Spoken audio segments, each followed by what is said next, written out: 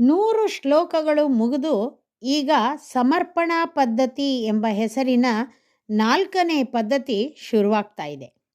ಇದರಲ್ಲಿ 20 ಶ್ಲೋಕಗಳಿವೆ.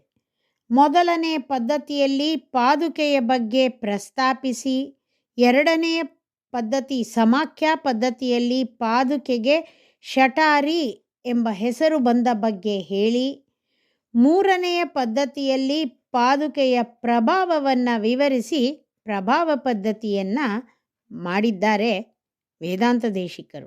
ಈಗ 4ನೆಯ ಪದ್ಧತಿಯಲ್ಲಿ ಶ್ರೀರಾಮಚಂದ್ರನು ಭರತನಿಗೆ ತನ್ನ ಪಾದುಕೆಯನ್ನು ತನ್ನ ಪ್ರತಿನಿಧಿಯಾಗಿ ಸಮರ್ಪಿಸಿದ ವಿಷಯವಾಗಿ ಹೇಳ್ತಾ ಇದ್ದಾರೆ. ಆದುದರಿಂದಲೇ ಇದು ಸಮರ್ಪಣಾ ಪದ್ಧತಿ. ಆ ಪಾದುಕೆಗಳೊಡನೆ ಭರತ ಅಯೋಧ್ಯೆಗೆ ಹಿಂತಿರುಗಿ ಬಂದದ್ದು ಪ್ರತಿಪ್ರಸ್ಥಾನ ಪದ್ಧತಿ.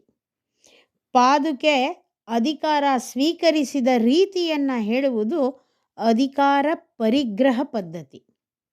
ಪಾದುಕೆ ಪಟ್ಟಾಭಿಷಿಕ್ತವಾಗುವುದನ್ನು ಹೇಳೋದು ಅಭಿಷೇಕ ಪದ್ಧತಿ.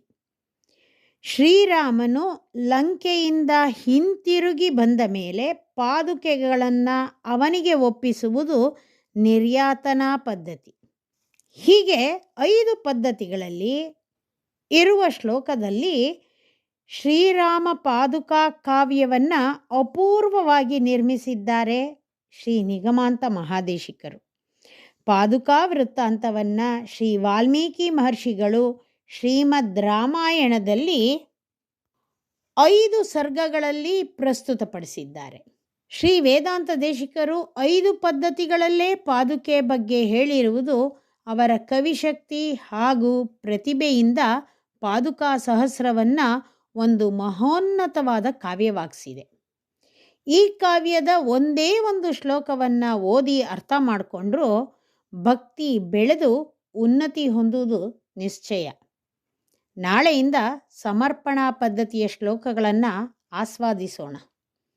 ಮರೆಯದೆ ಗುರುಗಾನಕ್ಕೆ ಚಂದಾದಾರರಾಗಿ ಹಾಗೂ ತಪ್ಪದೆ ನಿತ್ಯ ಪಾದುಕಾ ಸಹಸ್ರದ ಶ್ಲೋಕಗಳನ್ನು ಕೇಳಿ ಪಾದುಕಾದೇವಿಯ ಕೃಪೆಗೆ ಪಾತ್ರರಾಗಿ.